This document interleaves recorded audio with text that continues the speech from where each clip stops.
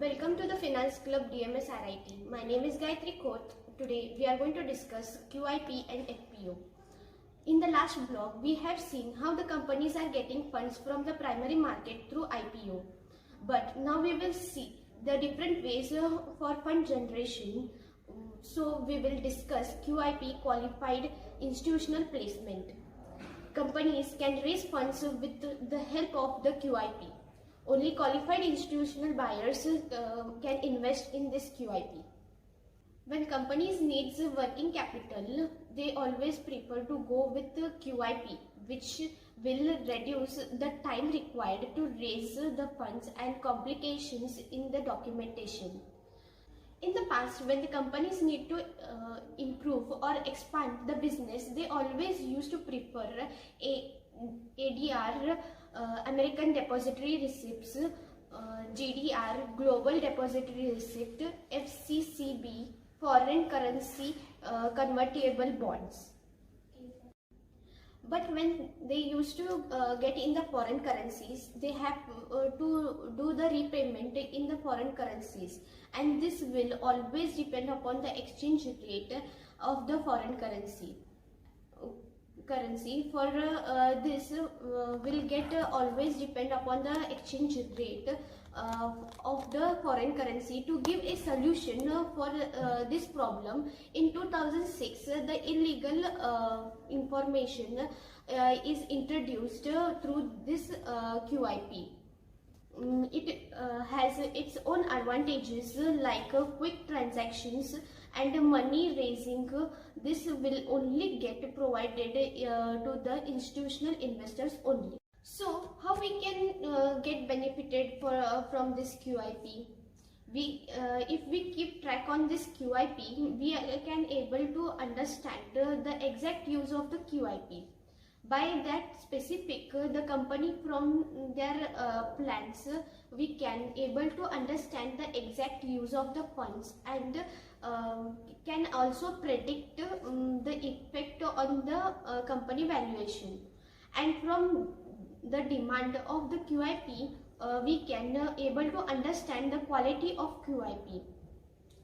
And we can take indirect benefits from this issue by investing in the equity market of the company for the long term and short term. Now we will understand what is FPO, follow on public offer. IPO is from the primary market, but FPO is the secondary market. FPO is issuing the company has to be already listed in the stock exchanges. FPO is following exact procedure like IPO, and everyone can take part in this issue. After IPO, if the company wants to raise money, more money, the company for the expansion of the company used to offer one more time fundraising event to the market. But as like IPO, there is no huge response for the FPO. The market already knows about the business model of the company, and there is no listing gain for this FPO. But if the company is good at the good business model, then the institutional investors are interested in such a FPO to acquire maximum number of shares. The approach of the company is to sell the shares to its shareholders to raise the funds. This fundraising is getting affected by the company profile procedures in the followed as like IPO. We have to apply for the FPO through the broker or directly through the website of the company. Due to this FPO, dividend yield will get affected due to the extra number of shares got floated in the market.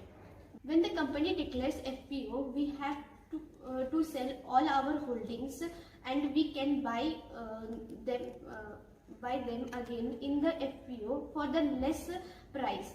This FPO will get cost share price to fall down a bit, and after some time or a period, it may recover again.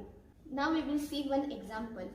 When the Tata Steel is traded around rupees 780 per share, the FPO will be issued at rupees 620 per share.